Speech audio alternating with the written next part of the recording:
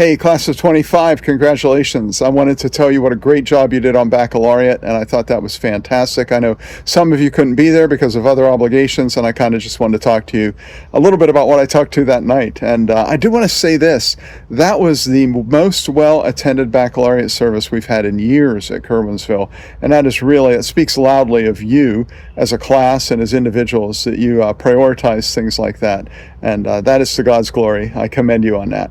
What I talked to you about at that meeting, at that gathering, was living an imbalanced life. You know, where you are right now, you're going to get a lot of advice, and some of the advice is going to be about living a balanced life. Like if you go to college, you'll have an advisor perhaps, and they'll look at your schedule and they'll say, you know what, you probably shouldn't take organic chem and Calc 4 and physics all at once. Let's not do that all in one semester.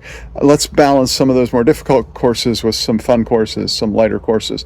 And now it's wise. Even if you're not going to college, as you're going into the workplace, people will say to you, you got to learn to balance your work time with your play time, and you want to have your family time balanced in there as well.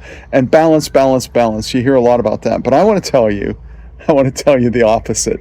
Just in 3 different areas of your life, I want you to live an imbalanced life. And the first one is this: I want you to give more than you receive.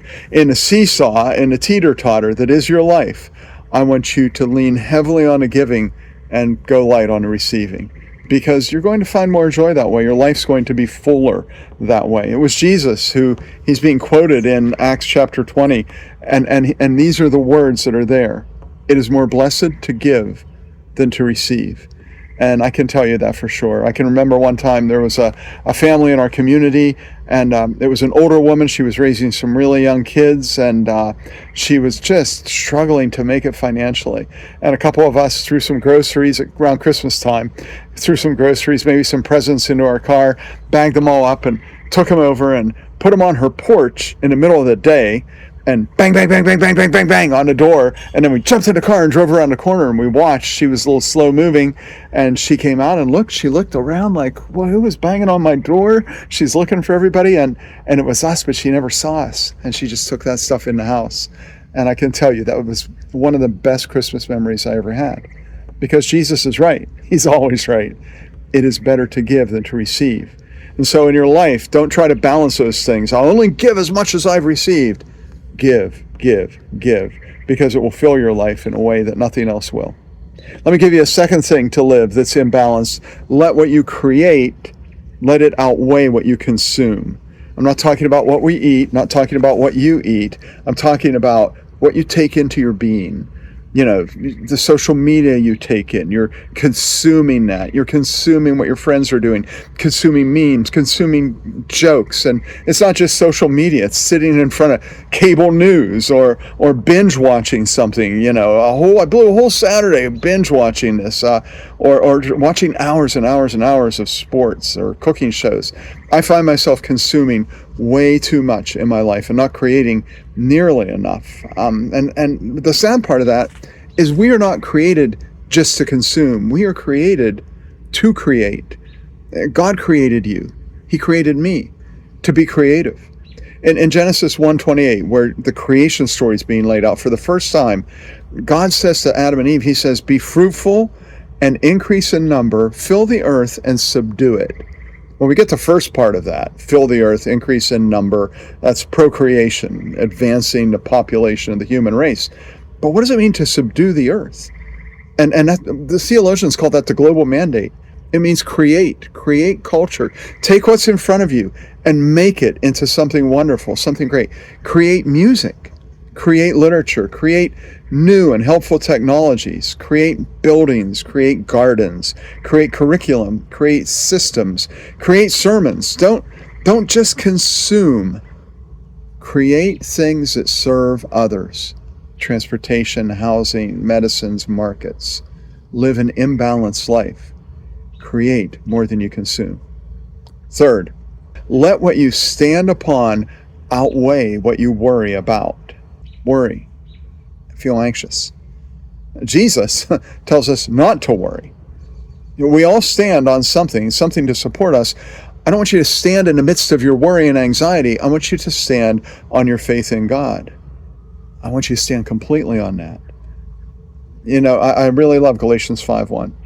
It says, it is for freedom that Christ has set us free. Stand firm then, and don't let yourself be burdened by the yoke of slavery. Now, in that context, the yoke of slavery was their enslavement to the guilt made evident by the Old Testament law. Christ frees us from that. And when you trust in him, Jesus frees you from many other things. He frees you from the paralysis of fear. You don't have to fear because you know that Christ is with you. You know what the most repeated commandment in the Bible, what do you suppose that is? What's the thing that God says the most in terms of commandment? Fear not. Do not fear. Do not be afraid. He says that over and over and over. And if you're trusting in God, if you're standing in Jesus, you don't need to stand in fear. You stand in him. He frees you from the paralysis of fear. Jesus frees you from the power of failure because your priorities are better aligned with reality when you're standing in Christ. And even though you may feel like you've really blown it, because of God's grace, you don't have to stand in your failure and wallow in it. Tip the teeter-totter away from that and stand in Christ. Jesus frees you from the grip of anger, because people who have found forgiveness at the cross are much more prone to be people who forgive. So as you look around at the world that is marked by perpetual outrage, as you look at that, you don't have to stand in that. You can tip the seesaw the other way and stand in Christ, separate from anger, in peace, in love, in gentleness, in wholeness. Jesus frees you from addiction to evil, because when you put your faith in Christ and give your heart to him, he helps you turn away from things that are damaging to you and damaging to others and just plain wrong. You don't have to stand in a place of evil, in this place of guilt. You stand in Christ, and Jesus frees you when you stand in him.